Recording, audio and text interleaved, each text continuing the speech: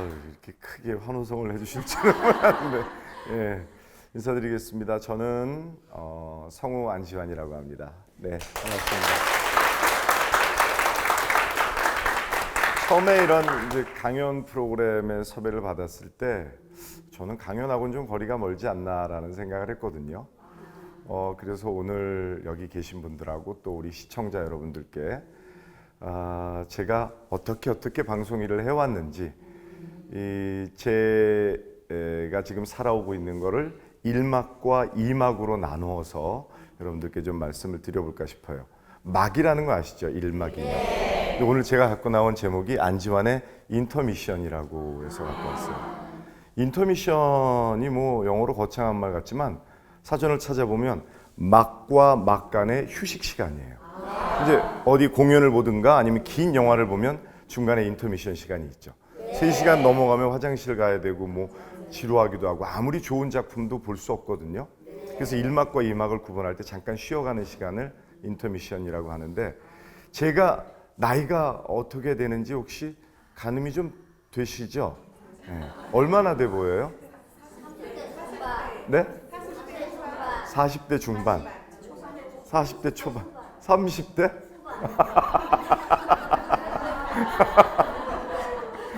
감사합니다.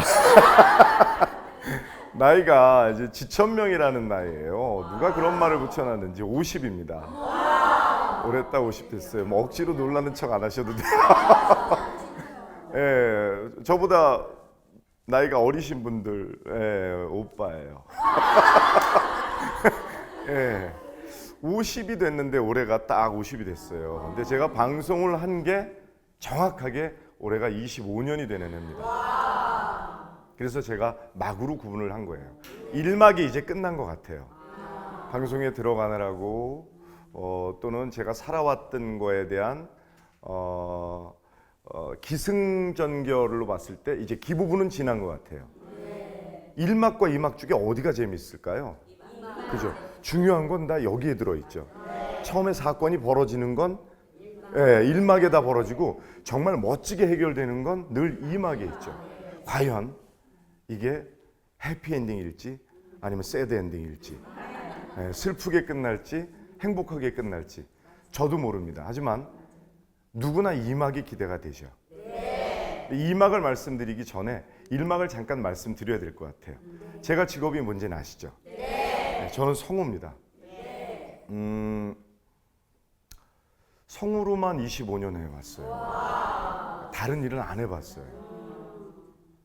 이어령 선생님이 그런 말씀을 하시더라고요. 뭐 우리나라의 언론 쪽에 문학계 정말 거장이신데 그분이 그런 말씀을 하셨어요. 남들은 다 부러워하는 삶을 살았다고 하지만 나 자신은 정말 좁고 편협하게 살았다 라는 말씀을 해주셨어요. 또 그분이 하신 말씀 중에 가장 기억에 남는 게 360명이 1번부터 360명이 한 곳으로 뛰면 1등부터 360등이 나오지만 1번부터 360명이 제각기 자기가 좋아하는 길로 뛰면 모두가 1등이 될 수 있다. 정말 감명 깊은 얘기였어요. 저 역시 그렇게 살아오고 있는데 제가 성우가 됐던 과정에 대해서 설명을 한번 드려볼까 해요. 저는 이게 좋아요. 어떤 분들은 이게 되게 불편한 분들이 있어요. 그 자리가 좋아하는 분들이 있고, 혹시 이 중에도 그 자리에 앉아있다 보면 화가 나는 분들, 왜 흔히 노래방 가면 마이크 안 놓는 분들 있잖아요. 저는 그런 분들이 이 체질이라고 봐요. 전 남의 노래 듣고 있는 게 노래방에서 가장 지루해요. 정말 지루해. 내가 왜 저 사람 노래를 듣고 있지? 내가 해보고 싶은데. 무대에 앉아있는 거, 관객석에 앉아있으면 미치겠어요. 울어버릴 것만 같아요. 너무 답답하고. 초등학교 4학년 때 연극반에 들어갔어요. 전 서울에서 태어나서 서울에서 자라서 제 꿈이 어디 그 여름방학 때 외가에 갈 수 있는, 저희 외가는 서대문이었고 아버지 마포였고 늘 무시당하셨어요. 서울 촌놈이라고. 왜냐면 서대문은 조금 더 도심에 가까웠고 마포는 뱃사람들이 사는 데라고 막 옛날에 거긴 마포 그 구가 이제 그 포구가 있으니까 그런 말을 하셨나 봐요. 그래서 저는 지방에 있는 여자랑 결혼해야지라고 생각을 하고 늘 마음을 먹었어요. 형제도 없었거든요. 그래서 결국은 지금 지방인 줄 알고 결혼했는데 광주 분이랑 결혼을 했는데 제가 분이라 그러는 이유는 뭐 어떤 분들은 아실 거예요. 저보다 선배님을 모시고 살고 있어요. 네. 거기도 그렇게 뭐 시골은 아니더라고요. 제가 생각했던 시골은 뭐 이렇게 철엽하고 반두로 고기 잡고 소 끌고 가고 이러는 데를 딱 기억을 했는데 광주란 데 갔더니 광주나 명동이나 뭐가 달라 충장이. 아무튼 초등학교 4학년 때 그런 게 있었어요. 항상 시골에 대한 것들. 당시 마포도 시골하고 별반 차이는 안 났어요. 근데 그나마 체험해 볼 수 있는 데가 연극반이라는 데를 들어가면 보이스카우트하고 연극반을 저는 같이 했어요. 연극반이라는 데를 들어가면 연극반에선 이런 거 저런 걸 체험해 볼 수 있었거든요. 그래봤자 전문적인 연기를 가르치거나 그런 건 아니었어요. 그러던 중에 초등학교 6학년이 되던 해에 대한민국 청소년 연극제라는 게 열렸습니다. 대한민국에 있는 청소년들을 모두 모아서 연극 작품을 해서 경연을 벌이는 거였죠. 근데 저는 서울 신석초등학교라는 데 다녔는데 그 당시에 신석 국민학교예요. 여기 국민학교 한번 손 들어보세요. 네. 초등학교 한번 손 들어보세요. 초등학교 나온 사람. 아 진짜? 초등학교 나오셨어요? 아 그죠? 네. 누나 왜 그래? 초등학교 나오셨고, 그래요. 초등학교랑 국민학교랑 여기 시절이 좀 다른데 일단 신석 국민학교라는데 지금 초등학교죠. 신석 초등학교라는 데에 6학년 때 이게 이제 각 구역별로 경연을 벌인 학교들을 선정을 하는데 서부교육구청 관할이었나? 아무튼 그래서 서울 신석국민학교, 신석초등학교라는 데가 당첨이 됐어요. 그 구역을 담당해서 대표로 나가는 학교인데 연극반에 어느 날 다 모여 그래서 이렇게 앉아 있는데 이렇게 여러분들처럼 앉아 있었죠. 근데 어떤 사람이 오더니 이렇게 보고 다니는 거예요. 그러더니 너 그래서 죄송합니다. 여기서 누나 이럴 수는 없으니까. 네, 그다음에 선생님이니까 너 한번 일어나서 읽어봐. 그래 앉아. 너 한번 읽어볼래? 일어났어. 그럼 너 나와. 너 한번 읽어봐. 그래서 제가 걸렸어요. 그래서 제가 딱 네 그랬더니 너 한번 넌 그냥 나와.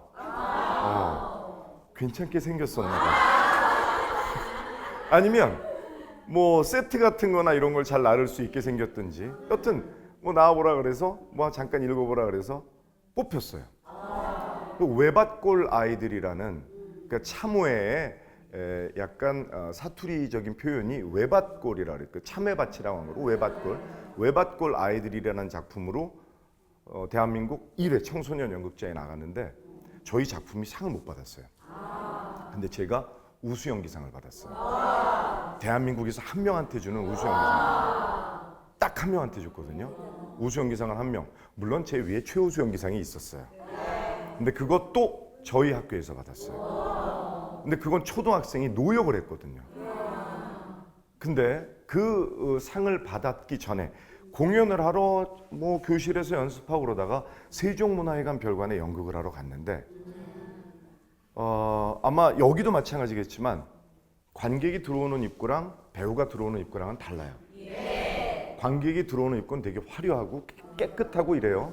배우들이 들어오는 데는 무대 뒤에 온갖 지저분한 것들이 다 들어져 있어요. 근데 그게 싫지 않더라고요. 거길 걸어 들어오는데 그 막 페인트로 막 발라놓은 무대 세트 같은 거에서 페인트 냄새하며 나무 냄새, 매캐한 먼지 냄새 이런 것들이 나는데 너무 좋더라고요. 근데 무대에 이렇게 섰어요. 연극하러 무대에 섰는데 떨린다라는 것보다 가슴이 막 이만해지는 거예요. 부풀어 오르는 거예요. 그래서 저는 지금도 구분할 수 있어요. 설레는 것과 떨리는 것, 싫은 것과 흥분되는 것을 구분할 수 있어요. 너무 불편해도 왜 가슴이 벅차지고 싫잖아요. 답답하고. 그런 느낌이 아니라 저는 너무 좋았어요. 여기다 국민학교 나오신 분들 계시면 아시겠지만 우리 청소하고 뭐 했어요? 바닥에다 기름 매겼죠. 대걸레로. 그거 아시는 분. 기름 냄새 기억하시죠? 초등학교만 기억 못해. 근데 약간 그래요. 믿어드릴게요. 근데 그 기름 매기다 보면 그 순간 미끄럽기도 하고 그 매캐한 기름 냄새 나잖아요. 빨리 냄새 같이. 근데 무대에 올라가는데 그 마루 바닥이다 보니까 그 냄새가 나는데 너무 좋아요. 더더군다나 조명이 탁 들어오니까 조명 열기 때문에 약간 일렁일렁거리면서 여기서 그 냄새가 더 올라오는 거예요. 너무 좋았어요. 저 사람들이 조명이 켜지고 내가 말하는 거 나만 보고 있어. 나만 보잖아요. 그러니까 내가 대사가 더 많았으면 좋겠는데 그땐 대사가 많았어요. 주인공이었어요. 사고치는 어린이 역할이었거든요. 난 이거다 라고 생각을 했어요. 그래서 아버지한테 갔죠. 상을 받은 걸 자랑을 했더니 우리 어머니는 연극반 선생님하고 당시에 제일 잘한 일이 있거나 마을에 경사가 있으면 학교에서 애가 성적을 잘 받았거나 반장이 되거나 뭐 이런 일이 있으면 뭘 해줘요? 어느 식당으로 데려가요? 짜장면이죠. 짜장면을 먹으러 간 거예요. 그럼 어머니는 축하해 주시는데 아버지는 말씀을 안 하시는 거야. 그래서 제 아버지한테 그랬죠. 아버지, 나는 배우가 되고 싶어요. 그때 알았어요. 우리 아버지가 무섭기만 한 분이 아니라는 걸. 힘도 세다는 걸 알았어요. 맞았어요. 이놈의 새끼 공부할 생각 안 하고. 그 당시엔 그랬어요. 지금 애들이 연기하겠다 그러면 연기학원 찾아 데려가고 막 별짓 다 해주시는데 그 당시엔 그랬어요. 연극하겠다 그랬더니 안 된다는 거예요. 그래서 그걸 여기다 눌러놓고 중학교에 들어갔죠. 중학교에 들어가서도 계속 연극이라는 거에 끈을 놓지 않았어요. 너무 좋으니까 책을 보고 대본집을 보고. 사실 우리 중학교 때만 해도 다들 느끼시겠지만 우리 시청자 여러분들도 아마 제 또래들은 아시겠지만 소극장이 없어요. 소극장이 생긴 게 제가 고등학교 시절, 그러니까 80년대 후반쯤 돼서 소극장들이 생겼지 연극이나 이런 게 흔치도 않았을 뿐만 아니라 뭐 세종문화회관이나 이런 데 큰 극장 말고는 없었어요. 그래도 꼼씩꼼씩 그런 걸 찾아다니면서 봤죠. 고등학교에 입학을 하게 됩니다. 일반 고등학교, 인문고등학교를 가야 돼요. 가고 싶지 않아요. 예고를 가고 싶었어요. 그래서 아버지한테 찾아갔죠. 아버지, 전 예고를 가고 싶습니다. 초등학교 때 배우가 되고 싶다고 그랬을 때 아버지한테 맞았을 때랑 힘이 좀 빠졌을 줄 알았는데 고등학교 갈 때 팔 힘이 그대로야. 똑같은 강도보다 조금 더 센 강도로 맞았어요. 예고를 가고 싶다 그랬다고. 그 예고를 못 갔어요. 그리고 사부작 그때부터는 이제 조그마한 그 극단이라는 데를 가서 연기가 어떻게 하는지, 연극을 어떻게 하는지, 배우들이 어떻게 하는 건지. 그래서 그때도 끈을 놓지 않았어요. 대학에 갑니다. 대학을 가는데 아버지, 저는 연극영화과에 가고 싶습니다. 그래요. 웃을 만한 일이 벌어졌어요. 근데 그땐 용기를 냈어요. 왜? 요즘 말로 머리가 굵었잖아 이제. 나 이 학교 시험 친다고 저 학교 가면 되잖아. 그리고 몰래 시험을 쳤어요. 중앙대학교 연극영화과에 시험을 칩니다. 그때는 안성에 있었어요. 떨어졌어요. 왜? 정보가 너무 없었어요. 연극영화과에 가려면 입시학원 같은 데 가서 뭔가를 좀 배워놓고 자유연기 뭐 이런 것들을 꾸며서 했어야 되는데 그런 걸 전혀 안 받았어요. 난 가서 대본 읽으라서 대본만 읽었지 그냥. 아무것도 없었어요. 그 떨어진 거예요. 이 큰일 났어. 이번에 그냥 맞고 끝날 일이 아니야. 맞아 죽을 것 같아. 그래서 경영학과라는 데를 어떻게 들어갔어요. 어쨌든 어느 학교나 붙어놔야 될 것 같고 왠지 경영학과면 뭔가 좀 있어 보이잖아. 뭔가 경영을 해야 될 것 같기도 하고 경영은 뭐 근데 경영학과 들어갔는데 이 회계라는 과목에 걸리더라고. 수학하고 제가 거리가 좀 멀고 그리고 연극 하고 싶었던 친구가 경영학과 가니까 적응이 안 되죠. 그래서 학교 생활을 하는 둥 마는 둥 이렇게 하다가 군에 입대를 했어요. 군에 입대를 하고 나서 늘 그게 그리웠던 거예요. 늘 가지 못한 길이 그리웠어요. 근데 군에 가는데 정말 무서웠던 건 뭐냐 하면 군대 가서 고생할까 봐 뭐 선임들한테 야단 맞을까 봐 아니 갔다 나와서 내가 연극영화과를 갈 수 있을까? 갔다 와서 내가 배우가 될 수 있을까? 아무것도 준비를 못 했는데 근데 군에서도 차곡차곡 준비를 했어요. 다른 준비란 게 아니라 만약 연기를 준비하시는 분들이 있다면 자녀분들이 만약 그런 걸 준비하시는 게 있다면 책을 많이 읽게 하세요. 그것만큼 도움이 되는 게 없어요. 군대에 있을 때 책을 정말 많이 읽었어요. 근데 처음에 제가 접했던 책은 무협지였어요. 난 역사책인 줄 알고 보다 보니까 조금 이상해. 잘하면 역사책인 줄 알아봐. 중국 어느 무슨 중국 당나라 때 뭐 이러고 막 나왔거든. 그래서 역사책인 줄 한참 읽다 보니까 조금 이상해. 얘가 자꾸 날라. 손에서 뭐가 나가 이렇게. 그때 알았어요. 좀 무협지라는 것도 처음 봤거든요. 근데 이런 책들 읽다 보니까 그림이 그려지는 거예요. 상상을 하게 되잖아요. 그래서 그런 연습을 많이 했어요. 그러고 나서 제대를 하고 나서 제대한 지 사흘째 되던 날인데 뭐 이제 어떻게 할까? 학교 복학을 해야 되나? 할 길이 없다. 복학밖에 할 거 없다. 뭘 하지? 영국영화과 시험 다시 치려면 근데 가사가 너무 많이 기울었던 거예요. 오갈 데가 없었어요. 진짜 방도 없었어요. 그래서 어머니는 외가에서 전전하시고 저는 이모님 댁 그 옥탑방에서 이제 살게 되고 이모가 조그맣게 전기구이집을 하나 했어요. 통닭 전기구이집. 근데 거기 이제 두리두리 치킨이라고 지금 없어졌어요. 장승백이 아세요? 장승백의 두리두리 치킨을 했는데 거기서 아르바이트를 해가면서 이제 공부를 좀 해야 될까 어떻게 할까 그러다가 딱 하니까 이모랑 외삼촌 두 분이 저한테 등록금을 마련해 주셨어요.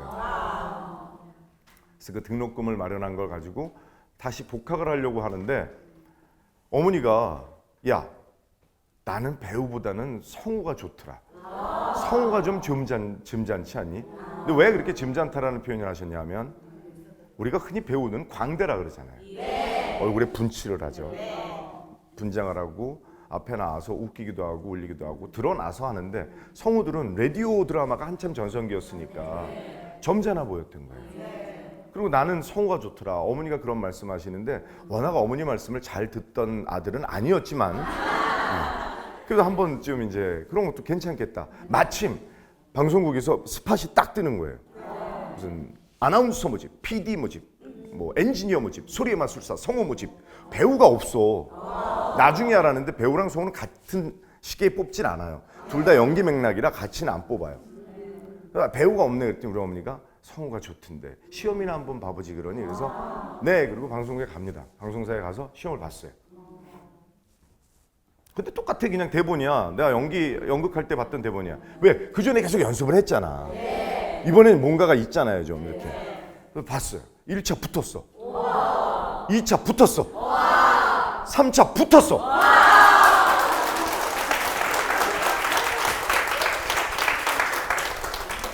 박수 받고 이런 말씀 드리긴 좀 죄송한데 붙고 나서 보니까 MBC가 아니야. 어디냐면 MBC 방송문화원이라고 MBC 아카데미였던 거예요.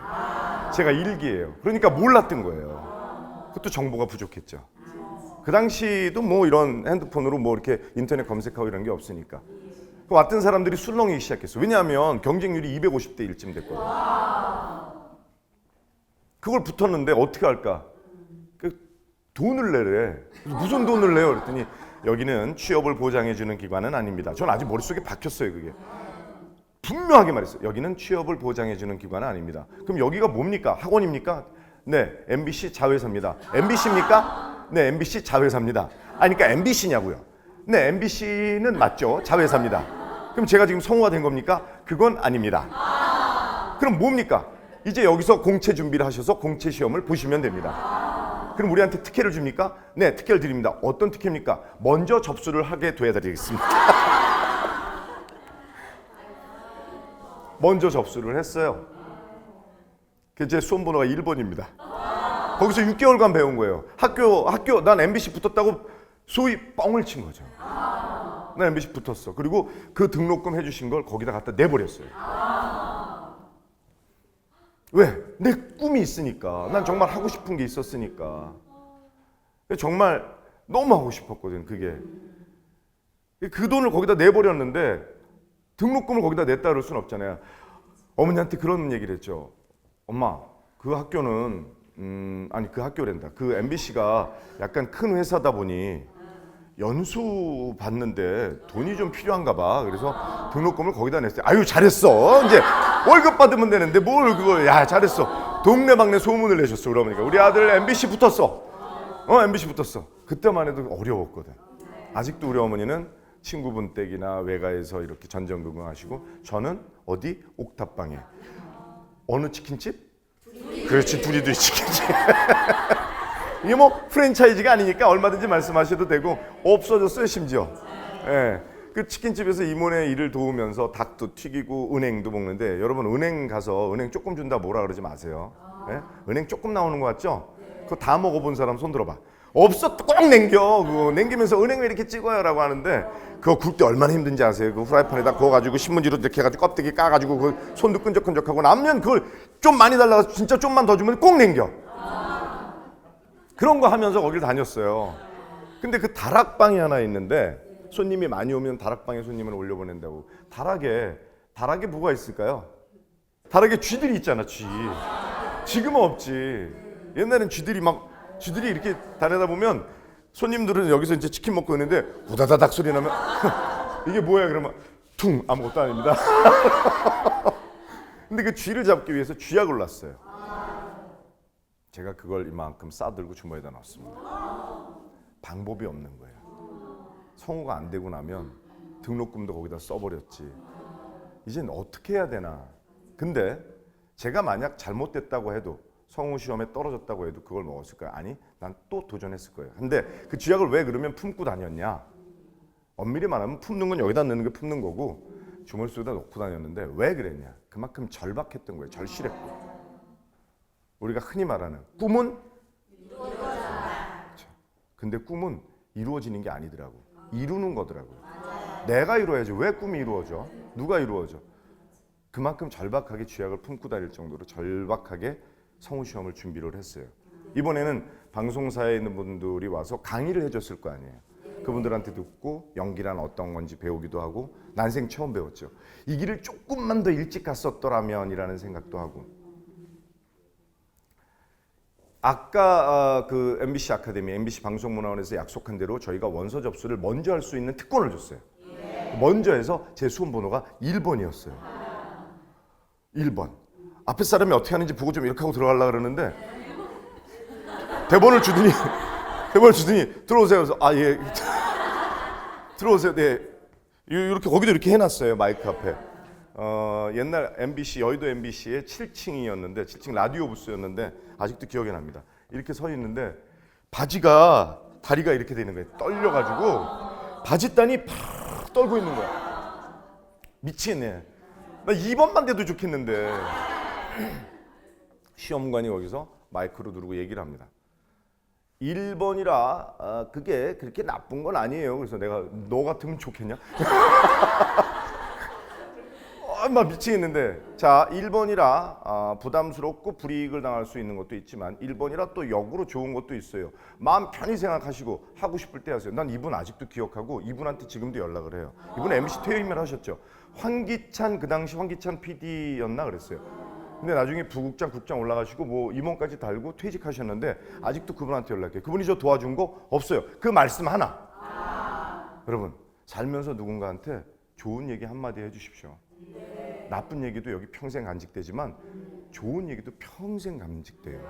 전 그분한테 지금도 은인으로 모셔요. 그분이 나 도와준 게 아니라 마음 편해. 그분 때문에 제가 마음이 조금 편안해졌거든요. 성우 시험을 봅니다. 일본으로 들어가서 1차 보고, 합격자 발표는 지금 인터넷으로 하잖아요. 예전에 그렇게 안 하고 방을 써붙였거든요. 그러니까 여의도 MBC 가면 그 주황색 담벼락이 있어요. 거기를 이렇게 보는데, 이렇게 보면 1번이 없으면 난 떨어진 거잖아요. 그러니까 이렇게 하고 보는 거야. 이렇게. 아니, 왜냐하면 이렇게 못 보겠는 거야, 겁이 나서. 그 밑에부터 이렇게 하고 붙었어. 두 번째 날 또 2차 시험 보고 붙었어. 그래서 징크스가 생겼어요. 저는 좋은 징크스, 좋은 일이 생겼어요. 전 발표하기 전날 항상 술을 마셔요. 그런 날 붙었어요. 그래서 다신 술을 끊으면 난 어디 못 붙어. 마지막 3차는 12시에 정오 뉴스에 합격자 명단을 부르는데, 정오 뉴스에 그때까지도 이쪽에 주머니엔 쥐약이 있었어요. 마지막으로 버려야 되니까. 근데 이걸 어딘가 안에 들어가야 라디오를 들을 텐데 시간은 다 돼가는데 못 듣는 거야. 근데 전날 이모님 집으로 전화가 왔었대. 한번 방송사라고. 근데 이모가 뭐래? 붙었대? 그랬더니 아니, 그렇게까지는 얘기 안 하고 그냥 연락이 갈 거라고만 그랬는데 너 된 거 아니겠니? 아이씨, 된 건지 아닌 건지 아 미치겠네. 발표 당일날 시간은 다 돼가는데 12시쯤 되는데 미치겠어. 버스에 올라탄 거예요. 이제 버스에 올라탔는데 발표를 이미 하고 있었나 봐요. 12시쯤에 딱 탔더니 이것만 나왔어. 끝에만 들었어. 1번이니까 맨 처음에 발표를 했을 거 아니에요. 그리고 뭐 몇 번 누구 그리고 끝난 거예요. 난 내가 붙었는지 어떻게 했는지. 핸드폰도 없고 그때 휴대전화도 없던 시절이니까. 그러고 났더니 나중에 전화를 해보니까 붙었더라고요. 제가 1등으로 붙었어요.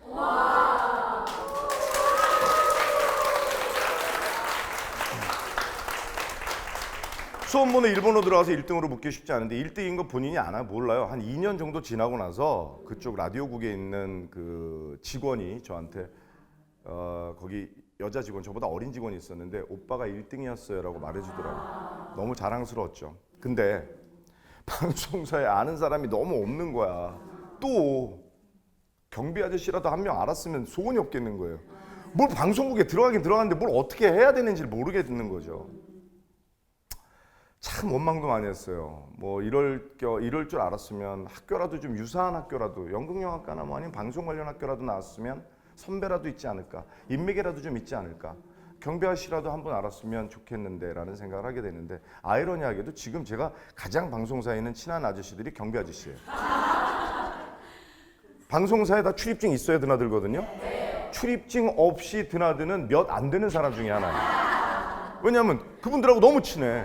지금도 친하게 된 이유 말씀드려요? 다른 거 없어요. 인사 열심히 한 거예요. 안녕하세요만 아니라 안녕하세요. 점심시간인데 식사는 이러면 식사 시간에는 어떻게 해요? 누가 교대를 해주시나? 아 예, 교대하죠. 아 그래요? 수고하세요. 나왔다. 아까도 계셨는데 그럼 식사는 하셨어요? 아, 이제 먹으러 가요. 아, 고맙습니다. 이러던 아저씨들이 많아지면서 각 방송사마다 저를 잘 들여보내주시더라고요. 제겐 큰 백이에요. 출입증 없이도 들어가. 방송사 사장 아니면 거의 못해 그거. 물론 장동건이나 뭐 누구는 다니겠지. 근데 장동건 빼곤 내가 유일하다 이거예요. 여러 사람을 알아두게 돼요. 이게 자산이 생기더라고요. 점점. 근데 문제가 생겼어. 방송국에만 들어가면, 방송사에만 들어가면 난 누가 날 알아줄 것이다. 낭중지추라는 말이 있어요. 주머니 속에 송곳이다. 아까 그 주머니 속에 넣어놨던 쥐약은 버렸어요. 붙었으니까 그건 다시 쥐한테 먹여야지. 사람 먹을 거 아니잖아요. 쥐 줬죠. 쥐 주고 잘 먹고 건강하게 잘 사나 봐. 몰라 그건. 낭중지추라는 말이 있는데 주머니 속에 송곳이다. 재능이 있는 사람은 언젠가 그 재능이 있는 자는 곧 두각을 나타내기 마련이다. 아무리 감추려 해도 그 재능은 숨겨지질 않는다라는 말. 난 내가 주머니 속에 송곳인 줄 알았던 거예요. 낭중지추라는 말에 대해서 짧게만 말씀을 드릴게요. 이 말이 왜 생겨났는지. 이 정말로 중국 전국시대로 넘어갑니다. 무협지 아니에요. 중국 전국시대로 넘어가는데 진나라라는 커다란 나라가 조그마한 조나라라는 데를 쳐들어가요. 조나라는 먹힐 수밖에 없어요. 누군가 도와주지 않으면. 근데 이 진나라랑 견줄 수 있을 만한 나라가 바로 옆에 있는 초나라인데 이 초나라와 동맹을 맺자. 구원병. 이 구원병을 이쪽이 좀 요청을 해야 되는데 이 나라가 왜 조나라같이 조그만 나라랑 맺어줄까? 고민을 왕이 하니까 이제 나라가 뭐 풍전등화야. 바람 앞에 등불이에요. 어쩔 수 없어. 어떻게 하면 좋을까라고 했는데 평원군이라는 사람이 제가 가서 그러면 그 나라와 초나라와 동맹을 맺어내겠습니다라고 하고 자기한테 맡겨주십시오라고 해서 평원군이 가게 돼요. 근데 평원군의 집에는 늘 식객들을 모아놨어요. 식객. 우리나라도 마찬가지지만 옛날에 재상들이나 양반가들은 과거를 보러 가는 사람들이라든지 이런 사람들이 머물 수 있게. 그래서 그 중에 인재를 뽑는 거야 이렇게. 그 중에 인재들을 뽑는 거지. 그래서 그 식객들을 보유를 하고 있었는데 정말 많은 식객들을 데리고 있었거든요. 평원군의 집에도 정말 많은 식객들이 있었어요. 딱 그 중에 한 200명 있었어. 네. 말이 안 될 것 같잖아. 누가 만약에 여기 계시는 우리 어머님 집에 남편이 200명을 데리고 와서 밥해 먹이라 이러면 돼? 근데 그 당시는 그랬어요. 그렇게 해서 인재들을 뽑았어. 네. 그러니까 지나가는 과객이 온데 밥 한 술 뜨고 갈 수 있겠어? 요즘 만약에 그 집에 가서 지나가는 과객이 온데 별 그룹 끊겠지. 근데 그 당시에는 그렇게 사람들을 뽑아놨는데 20명을 데려가기로 했는데 19명은 뽑았는데 한 명이 마땅치가 않아. 그때 그 식객 중에 모수라는 사람이 나타나요. 이 모수라는 사람이 나타나서 절 데려가십시오 그랬더니 평원군이 이렇게 보니까 당신은 뉘시오? 전 모수라고 합니다. 아니 당신은 우리 집에 얼마나 있었어? 2년이 조금 넘었습니다. 아니 2년이나 있었는데 자고로 낭중지추라 하면 주머니 속에 송곳을 넣어놔도 그 재능이 뚫고 나오기 마련인데 내가 당신을 모르는데 당신이 무슨 재주로 나를 따르겠다는 얘기요? 그랬더니 모수가 그러니 절 요번에 주머니에 넣어가지고 가십시오. 그러면 제가 송곳 끝만이 아니라 자루까지 보여드리고 오겠습니다라고 합니다. 이 사람의 패기를 믿고 데리고 가고 정말 어려운 순간에 모수가 빵 하고 나타나서 초나라 왕을 설득해서 조나라는 살아날 수 있었어요. 그래서 낭중지추라는 말이 생겨났어요. 저는 방송사에 입사하자마자 제가 모수인 줄 알았던 거예요. 난 주머니 속에 송곳이다라는 생각을 했죠. 배역표가 붙어요. 내가 빠져. 이 사람들 몰라. 아무것도 몰라. 제가 했어. NG가 났어. 이 사람 나를 NG를 해? 아무것도 몰라. 사람이 내가 송곳인데 말이야. 이 재능을 몰라주네. 사람이 깜냥이 안 되네. 날 몰라봐. 웃기고 있어. 내가 진짜 스타인데 아무것도 몰라. 라고 생각을 하고 점차 날이 지나자마자 제가 주머니 속에 송곳이 아니고 내가 너무 무디다라는 걸 알게 되는 게 그렇게 오랜 시간이 걸리지 않았어요. 나무젓가락보다도 못하다라는 걸 알게 된 거죠. 그럼 어떻게 해? 나를 갈아야지. 고사 하나만 더 말씀드릴게. 도끼를 갈아 바늘을 만든다라는 말이 있어요. 마부작침이라는 말인데 이게 가을맞자, 도끼붙자, 이룰자, 바늘침. 요거 고사도 잠깐 말씀해 드릴까요? 지루하세요? 아니요. 이백이라는 사람이 있어요. 이것도 중국 당나라 때예요. 이백이라는 사람이 있는데 이백이 어릴 때 얘기입니다. 이백이 공부를 하기 싫어. 서당에 갔는데 공부를 하기 싫어. 아버지가 너 이놈아 왜 공부를 안 해? 그랬더니 뭐 공부해도 될 것 같지는 않구나. 취미도 별로 없고 난 그냥 벗들하고 노는 게 좋습니다. 네 이놈! 그래서 이제 어느 산에 들여보내요. 스촨성 일대에 있는 산인데 뭐 우리가 그 산까지 알아야 되겠어요? 어느 깊은 산골짜기로 왜 공부를 하려고 그러면 산으로 이렇게 보냈는지 몰라. 그 당시에는 산, 절 뭐 이런 데로 보내잖아. 교회는 왜 안 보내는지 아세요? 교회가 없어서 그때 중국에. 자 아무튼 산으로 보내놨는데 스승님한테 혼나요. 넌 이놈아 그런 정신 상태로 무슨 공부를 그러니까 해도 될 것 같지도 않은데 스승님 뭘 자꾸 이런 걸 시키세요. 난 그냥 놀랍니다. 스승한테 혼나고 저 스승 아무것도 몰라. 에이 난 내려갈래. 그러고 내려오던 길에 무슨 이상한 소리가 들리는 거예요. 개울가에서. 이렇게 보니까 할머니가 앉아서 도끼를 갈고 있는 거야. 무섭잖아. 할머니가 도끼를. 왜 도끼를 가나 이렇게 들여다보고 있었어. 뭐 하려고 그러지? 계속 가는데 도끼를 갈면 요 날만 이렇게 갈면 되잖아요. 근데 도끼 몸통을 갈고 있는 거예요. 이렇게 보다가 할머니 지금 뭐 하세요? 도끼를 갈고 있네. 아니 그건 아는데 도끼를 갈려면 이렇게 갈아야지 이 도끼를 왜 이렇게 몸통째 가르세요? 했더니 할머니가 난 지금 이 도끼로 바늘을 만들려고 그래. 그러니까 이백이 그러죠. 할머니 미친 거 아니야. 무슨 도끼로 왜 바늘을 만들려고 그래. 할머니 그러지 마세요. 날만 가세요.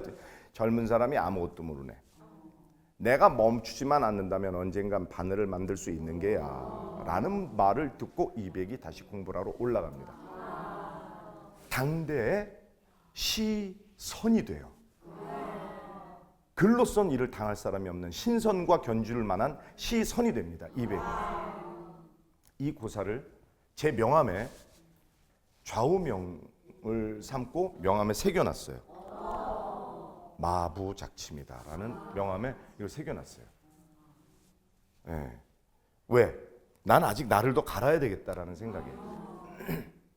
나를 열심히 갈고 있습니다. 지금까지도 열심히 갈고 있는데 어떤 식으로 갈았냐면 내가 만약에 교만하고 건방지고 그랬다면 누군가 나한테 뭘 하나 시켰을 때 NG가 안 나고 오케이라고 하면 그래요 라고 끝내는 게 아니라 잠깐만요. 하나만 더 해볼게요.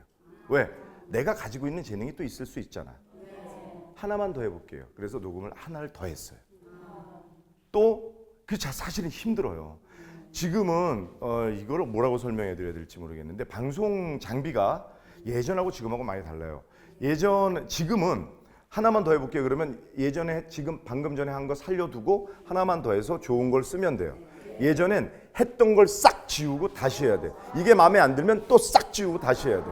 시간이 3배나 걸려요. 근데 그걸 하겠다라고 해요. 이 사람 독특하네. 왜 자꾸 뭔가 하나를 더 해보지? 그래서 나온 것들이 어떻게 바뀌었을까요? 그의 고민은 팍팍 이런 것들이 나오게 된 겁니다. 하나만 더 해보죠, 더 해보죠라는 거에서 나오게 돼요. 열심히 살았습니다. 정말 열심히 살았어요. 그렇게 하나만 더 해보죠, 하나만 더 해보죠. 그랬던 게 지금 어느 순간 소문이 나면서 안지환이랑 같이 일해봐. 괜찮아.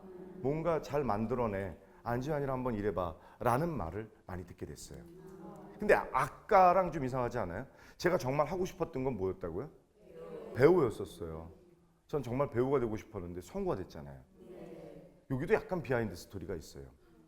성우가 되고 나서 뉴스 프로그램, 그러니까 MBC 뉴스 데스크의 헤드라인 뉴스를 4년 동안 했어요. 근데 그거 할 때 초창기에 뉴스 시청률이 2몇 % 올라갔다는 거예요. 사실은 뉴스가 2%대가 시청률이 올라간다는 건 큰 거예요. 그러니까 제가 맡으면서부터 그렇게 올라갔다라고 하니까 취재를 나온 거예요. 그래서 뭐 이런 거 저런 거 성우는 언제 됐네, 뭐 했네, 뭐 이런 거 물어보고 어떤 게 자신 있니, 뭐 러브하우스니 뭐 이런 것들 하고 그랬다고 이야기 속으로니 이런 프로그램 했다 했더니 아, 이 사람 들어온 지 데뷔한 지 얼마 안 됐는데 많은 걸 했구나. 앞으로는 뭐가 될 거예요? 앞으로는 좀 배우가 되고 싶습니다라고 했더니 저 의지랑 상관없이 그 다음 날인가, 그 다음 날인가 신문에 스타예감 뭐 이렇게 가지고 나오는 게 있거든요. 신인들 소개하는 거. 그 신문에 이렇게 나온 거예요. 스타예감 성우 안지환 제2의 한석규를 꿈꾸다. 아니 왜 제2의 한석규야? 한석규 선배가 MBC 탤런트 시험을 봤어요. 떨어졌어. KBS 성우 시험을 봤어요. 성우랑 탤런트랑 같이 본다 안 본다? 안 본다. 같이 시험을 안 봐. MBC 탤런트 시험 봤다 떨어지고 KBS 성우 시험 붙었어요.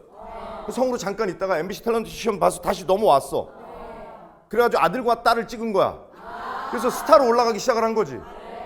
그러면 한석규 선배가 죄송합니다 한석규 선배님 혹시 이 방송에 오신다면 한석규 선배가 성우를 한 게 뭐 있냐 이거야. 그럼 좋다. 나는 성우로 끝장을 보고 내가 넘어가겠다. 성우로 끝장을 보고 정상이 어디야? 정상에다 손바닥 빵 찍고 안지환 여기까지 왔었음 이라고 도장 찍고 그리고 나 배우로 넘어가겠다. 그렇게 마음을 먹었어요. 왜냐하면 소리 소문 없이 없어지는 거 웃기잖아. 말도 안 되잖아. 내가 이 사람보다 날려면 다른 거 하나 놔야지. 안 그러면 평생 제2의 한석규를 달고 살겠더라고요. 지금 가만 생각해보면 제2의 한석규도 나쁜 건 아닌데 그래도 제1의 안지환이 돼야지. 안 그래요? 그렇잖아요. 그래서 성우 일을 좀 더 열심히 한 거예요. 그러다 보니 어느 날 개그맨 중에 고명환이라는 친구가 있어요. 제가 정말 좋아하는 친구예요. 그 친구가 유명한 것도 아니고 뭐 돈이 많은 것도 아니고 뭔가 근데 그 친구가 난 그냥 좋아. 이 친구가 의리의 돌쇠야. 20년을 저랑 같이 이렇게 보면서 망할 때도 같이 봤고 뭐 할 때도 같이 봤고 사람이 늘 변함이 없어. 늘 그냥 그렇게 생겼어. 좀 못생겼는데 그렇게 생겼어. 이 고명환이라는 친구가 연극을 하는데 이 친구를 좋아하는 이유가 그거예요. 끊임없이 뭔가를 해요. 책도 쓰고 책도 한 4권인가 썼을 거예요. 근데 이 친구가 연극을 자기가 아트라는 연극을 한다고 저를 보러 오라는 거예요. 갔어요. 너무 재밌는 거야. 아까 말씀드렸죠. 초반에 저는 객석에 앉아 있으면 엉덩이가 들썩거려. 나 거기가 싫어. 여기가 좋지. 아트를 보는데 너무 재밌는 거예요. 미쳐버리겠는 거예요. 깔깔대고 웃었어요. 야 잘한다. 깔깔대고 웃고 나서 공연 끝나고 나왔는데 난 이제 네 꿈을 이룬 거니? 넌 네가 배우가 되고 싶지 않니? 넌 이제 버린 거야? 여기서 만족하니? 넌 정말 네가 하고 싶은 게 있었잖아. 여기에 끝내는 거야? 대학로 해화동이라는 데 가면 술집들이 일찍 문을 닫아요. 택시 잡기도 불편하고. 문 연 집을 찾아가는데 혼자 가니까 술집에서 받아주질 않는 거예요. 사고 칠까 봐 그러는지 왜 그러는지. 혹시 업소하시는 분 계시면 혼자 가더라도 이렇게 생겼으면 받아주십시오. 절대 사고 안 칩니다. 근데 들어갔어요. 술집에 어느 집 문 연 데를 들어갔어요.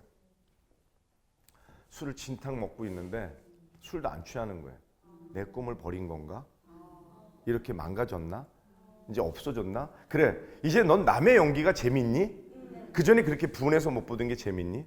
그날 술을 엄청 마셨는데 정말 마신 술보다 흘린 눈물의 양이 더 많았던 것 같아요. 그리고 마음을 고쳐 먹었습니다. 소문을 내야지. 나 연기할 거야. 소문을 내야지. 그래서 연극도 한 작품하고 뮤지컬까지 했어요. 그러고 났더니 이젠 객석에서 앉아서 볼 때 배가 덜 아파. 아직도 아프긴 해요. 그래도 덜 아파. 왜? 나도 배우에 올랐잖아요. 그쪽에선 저를 안 배우라고 불러요. 하지만 전 성우예요. 성우인 게 부끄럽지도 않고. 얼굴이 조금, 제 얼굴을 보면 어디서 TV에서인가 좀 보셨죠? 네. 알긴 아는데 이름은, 제 이름까지 기억하고 계셨던 분? 기억 못하신 분? 이름은 모르셨죠?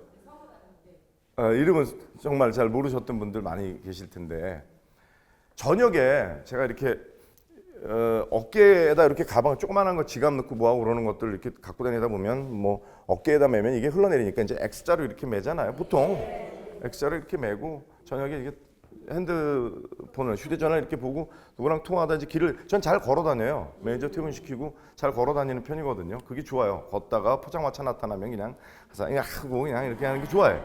그냥 걸어 다니다 보면 어떤 아저씨들이 이렇게 하는 거야. 어이 여기야. 그래서 네? 여기야. 그래서 왜 저 아세요? 그러면 광명 아니야 광명. 그래서 제 집이 목동이거든요. 광명이요? 그러면 엊그저께도 갔는데 얼굴 아는데 엊그저께도 가지 않았어. 그래서 광명 뭐야? 대리 아니야? 그러니까 어서 보긴 본 거야. 근데 누군지 모르겠는데 대리 여기야. 뭔가 이렇게 보고 오니까 그래서 야 이거 참 난처하다. 근데 그게 나쁘지 않아요. 기분 나쁘지도 않고. 어느 날에 녹화 마치고 의상을 이렇게 들고 12시가 좀 넘었어요. 집에 이제 엘리베이터를 타고 이렇게 내 의상을 이렇게 들고 올라가는데 같이 누가 탔어. 어떤 아저씨가 하더니 늦은 시간까지 수고가 많으십니다. 그래서 우리 일이 다 그렇죠 뭐. 그리고 이제 올라가는데 저 그러면 부탁 좀 하나 드리면 안 될까요? 그래서 뭐를요? 했더니 지금 시간에 부탁드려도 될래나? 그래서 뭐였더니 세탁 저기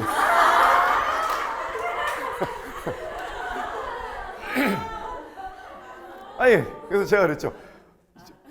몇 층이세요? 그랬더니 저는 15층인데 저 17층 살아요. 제가 내일 세탁소에 전화를 해드릴게요. 근데 그게 뭐 나빠요?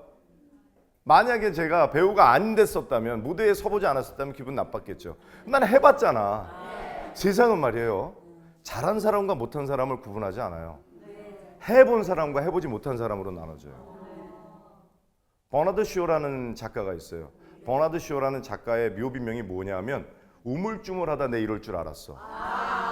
제 묘비명엔 이렇게 쓸 겁니다. 그렇게 별의별 걸 다 해봤는데 아직도 해보고 싶은 게 남아있구나. 여튼 지금 제가 또다시 한번 트라이 해보고 시도하고 도전하고 있는 건 한국방송작가교육원이라는 데 들어갔어요. 그랬더니 다들 이렇게 얘기하는 거야. 이제 거기 선생으로 강의에 거기서? 아니요, 드라마 작가반에 들어갔어요. 기초반. 작가 되려고. 면접을 보러 갔어요. 면접을 보러 갔더니 잠시만요. 근데 저 이렇게 보더니 난 혹시 이분도 세탁소나 광명 대리로 생각하면 어떻게 하나 그랬더니 그분 맞죠? 그래서 어떤 분을 생각하시는지는 잘 모르겠는데 아마 맞을 겁니다. 유명한 분이 이런데 왜 오셨어요? 아니요, 글쎄요, 어떻게 유명한지 모르겠지만 저는 여기 배우러 왔습니다. 여러분들이 하시다 말고 그냥 가던데 그 기초반이라는 게 있고 연수반이라는 게 있고 창작반 뭐 이렇게 올라가야 돼요. 점점. 그래서 가면서 떨어져. 연수반에 올라가기 쉽지 않을 텐데 저보고 그래서 제가 그렇게 얘기합니다. 저 올해 교육받고 내년에 작가로 데뷔할 생각 없습니다. 25년 동안 남의 글만 읽었습니다. 이제는 한 번쯤 써보고 싶습니다. 얘기를 하고 간신히 붙었어요. 붙고 지금 작가 교육을 받고 있고 언젠가는 다음번에 여러분들 뵐 때는 나 이런 작품을 썼어요 라고 얘기를 하지 않을까요? 그 전에 제가 지금 요 얼마 전에도 마부작침이라는 제목으로 책을 한 권 냈어요. 이 자전적 에세이라고 이제 에세이 부분을 썼는데 탈구하는 과정에서 제가 자라왔던 얘기나 방송사에 입사한 얘기가 길어지면서 그 부분을 조금 더 많이 넣다 보니까 사람들이 자꾸 그래. 아직 그 나이 안 되는데 벌써 자서전을 썼니? 그래서 이거 자서전 아니고 에세이입니다 라고 얘기를 했는데, 여러분 새로운 도전이 없으면 무언가 생기기가 되게 어렵지 않을까요? 살면서 이런 경우 있을 거예요. 누가 부럽다. 정말 부러운 사람들 있잖아요. 부러워? 그럼 해봐. 해본 사람은 계단이 생겨요. 해본 사람은 계단이 생겨요. 자, 두드려라 그러면 열릴 것이다. 웃기지만 내가 두드려 봤는데 안 열리거든. 맞잖아. 다 그래 봤잖아요. 두드렸는데 안 열리잖아. 그럼 밀어봐 이번엔. 안 되면 땡겨보고, 안 그러면 옆으로도 한번 해보고. 그리고 그때 안 열리면 다른 문 가는 거예요. 그리고 한 문 열었어. 성공했어. 나 이 문이야? 아니, 아까 맨 처음에 말씀드렸죠. 이유령 선생님이 뭐라 그랬다고? 난 되게 좁고 편협하게 살았다. 그 분야에 성공한 것 같지만 아니, 지금은 120세 생활, 지금은 120세까지 가요. 그러면 문 하나 열었다고 우쭐하지 말고 다른 문도 열어봐야 됩니다. 아무것도 하지 않으면 아무 일도 일어나지 않고 부러진다면 하는 거예요. 하다 보면 나는 무언가가 돼 있겠죠. 오늘 이 자리에 오신 분들은 최소한 무언가를 하신 분들이에요. 자, 이렇게 해서 저는 제 1막을 여러분들한테 들려드렸고 앞으로 펼쳐질 2막에 대한 예고를 살짝 해드렸습니다. 그 2막이 끝나고 나서 제 에필로그는 어떻게 될지 그거는 앞으로 언제쯤이라고 단정 짓기는 어렵겠죠. 하지만 전 아까도 말씀드렸다시피 제 미분명엔 이것저것 다 해봤는데 아직도 하고 싶은 게 많이 남아있다라는 말처럼 여러 가지 것들을 도전하면서 살 겁니다. 그리고 이 방송 보시는 분들 또 여기 계신 분들 모두 그렇게 무엇이든 도전하면서 자기의 캐리어를 쌓아가시길 바라겠습니다. 고맙습니다.